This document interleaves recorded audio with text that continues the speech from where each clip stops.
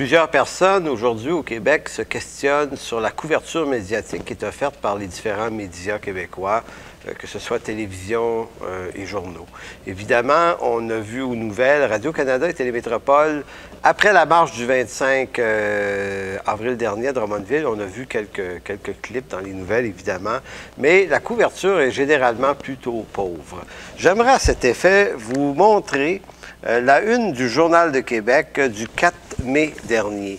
Alors, il y avait eu à Québec une manifestation réunissant à peu près autour de 300 personnes. Ce sont des gens qui manifestaient pour une noble cause, c'est-à-dire contre les usines à chiens. Rien contre ça, même je suis bien d'accord avec eux autres. Bon, on ne peut pas exploiter les animaux comme ça, puis mal s'en occuper. Ça méritait certainement une manif. Maintenant, l'idée est la suivante. Le 4 mai, une manifestation pour les chiots attirant pas plus de 300 personnes fait la une du Journal de Québec. 2 semaines auparavant, le 25 avril, il y avait une marche à Drummondville réunissant autour de 2500 à 3000 personnes environ. Donc, 10 fois plus de personnes. Et ce n'était pas pour des petits chiens, c'était pour nos petits-enfants. Le même Journal de Québec, le 26 avril, à la page 24, oui, la page 24, il y avait un minuscule article qui commentait cette marche très brièvement. Donc, 2 poids, 2 mesures, c'est l'aventure médiatique, ça, au Québec. C'est la couverture extraordinaire que nous offrent les médias. Mais vous savez, il ne faut pas se fier aux médias pour mesurer l'importance de la cause du cours ECR actuellement.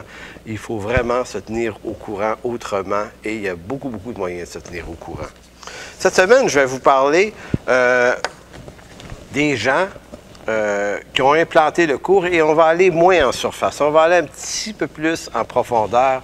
Vous allez apprendre des choses extrêmement intéressantes cette semaine dans cette capsule et dans la suivante, des belles choses à savoir sur le cours. Donc, durant le procès de Drummondville, M. Georges Leroux, qui était appelé par le ministère de l'Éducation à titre de témoin expert, est venu nous dire, sous serment, que le cours avait été l'objet d'une réflexion par 15 personnes, 15 bien-pensants québécois, qui se sont réunis et ce sont eux qui, aux alentours de 2005, ont fait des choix et les ont proposés aux décideurs. Donc, les propositions étaient que le cours s'étende sur 11 années dans les écoles et également qu'il ne soit pas soumis à un régime d'exemption. Donc, 15 personnes se sont abondamment consultées, mais à part ce groupe de 15 personnes ou de 15 druides et de leur compagnonnage, c'est-à-dire leurs meilleurs amis, les gens du Comité des affaires religieuses, la population elle-même du Québec n'a jamais été consultée dans cette affaire. Je tiens à le répéter, c'est une affaire très grave, que ce soit le choix et l'orientation et les choix et les décisions de 15 personnes qui font toute la différence au Québec en matière de culture et de religion pour les prochaines années. Est-ce que c'est légitime? Lorsqu'un comité est mis en place par des gouvernements, parce que ça arrive souvent, il y a des commissions parlementaires, il y a différents comités qui sont chargés d'étudier des questions. Vous savez, lorsqu'il s'agit d'ordre social, de sécurité nationale, je pense que tout le monde est d'accord pour que les gouvernements mettent leurs culottes, prennent autorité, légifèrent et fassent des choix qui soient des choix de nature à protéger l'État civil, les citoyens et compagnie. Donc, quand c'est des domaines où il y a des dangers, tout ce qui est du domaine du droit criminel, de l'alimentation également, on a un problème également avec le ministère de la Santé actuellement, je pense que ça, on ne s'ostinera jamais là-dessus. Mais lorsque l'État utilise ses pouvoirs pour imposer des contenus éthiques et religieux à la société, on est véritablement en face d'un phénomène qui s'apparente à une forme de dictature. Par dictature, c'est un mot qui sonne très fort, mais ça veut simplement dire un État qui dicte les conduites morales, éthiques et religieuses. Il faut bien savoir, le cours éthique et culture religieuse n'est pas un cours confessionnel, mais un cours dicté par des penseurs engagés par l'État. Donc, les contours de ce cours et son orientation et ses intentions sont décidés par l'État. C'est quand même quelque chose, hein? Si le religieux n'a plus à intervenir dans les affaires de l'État, on a séparé la politique et la religion, on sait bien, bien de la même façon, lorsque la politique s'ingère dans les affaires religieuses, ben, elle n'est pas plus légitimée. Donc, nous ne reconnaissons pas au gouvernement du Québec le droit ni les compétences pour décider des contenus religieux diffusés à travers un cours de religion d'État comme éthique et culture religieuse. Vous savez, un scientifique pourrait-il mettre sur pied un cours de religion? Vous diriez non, c'est pas sa sphère d'études, c'est pas tout à fait compatible. De la même façon, un théologien pourrait-il mettre sur pied un cours de science? Vous diriez, ben non, mais c'est farfelu. Un État peut-il se servir d'un cours de religion pour adapter les comportements sociaux du peuple à la volonté de ses parlementaires? Ça, c'est toute la question. Donc, aucun gouvernement sur cette planète, et malheureusement, il y en a qui le font, il y a des États totalitaires qui font ça, on en a quelques-uns encore en Afrique, on a encore certains éléments communistes, si peu quand même, dans le monde, mais on a quelques peuples, les peuples arabes, ont cette tendance d'imposer une idéologie d'État à son peuple, mais on ne devrait jamais avoir le droit, comme État, de laisser une chose pareille se faire, et comme citoyen, on doit résister de toutes nos forces. Si vous voulez en savoir plus long, intéressez-vous à M. Alexis de Tocqueville, qui est ce Français envoyé par le gouvernement français en 1831. Il était envoyé aux États-Unis pour étudier le système carcéral américain, et tout à coup, il s'est pris d'affection pour le système politique américain.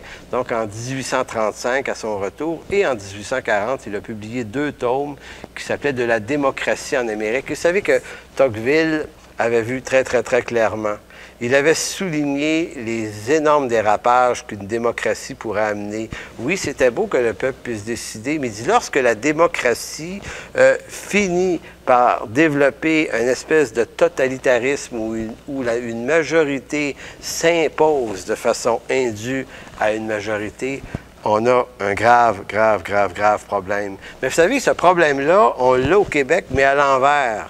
Parce qu'il n'y a pas de majorité soutenant les intentions du gouvernement. On va voir ça tout à l'heure lors de récents sondages encore. 76 % des Québécois forment un large consensus et appuient les gens de la Coalition pour la liberté en éducation en affirmant que les parents doivent conserver le droit de choisir. Très, très, très important. Nos 15 bien-pensants dont je vous parlais tout à l'heure, qui ont décidé d'implanter ce cours sur 11 ans et de retirer aux parents le régime d'exemption, ont convaincu les 125 députés de l'Assemblée nationale d'appuyer, sans vote nominal, l'imposition du cours éthique et culture religieuse dans le réseau scolaire québécois. Vous avez bien compris, les députés n'ont jamais eu à prendre un vote sur cette question. C'est quand même pas rien. Il n'y a pas eu non plus de commission parlementaire pour discuter de est-ce que c'est une bonne chose d'enlever aux parents leurs droits parentaux en matière d'éthique, de morale et de religion. Aucune discussion là-dessus. Vous savez, on ne parle pas de margarine ici, de couleur de margarine. On parle d'un droit fondamental et universel qui est celui de l'autorité parentale que l'État québécois a usurpé pour son grand plaisir. C'est incroyable. Vous ne trouvez pas que c'est incroyable? Savez-vous comment on appelle ça? On appelle ça un mépris profond de la part de la classe politique envers la classe sociale que sont les parents, c'est-à-dire la classe la plus importante de notre société. Ainsi donc, 15 druides plus 125 députés, donc 140 personnes, ont unanimement décidé de l'avenir culturel et religieux du Québec, méprisant haut et fort la volonté du peuple. Vous savez, ça doit absolument cesser. Cette affaire relève d'une situation extrêmement grave et on vous demande de vous relever, de vous élever énergiquement contre cette usurpation de vos droits.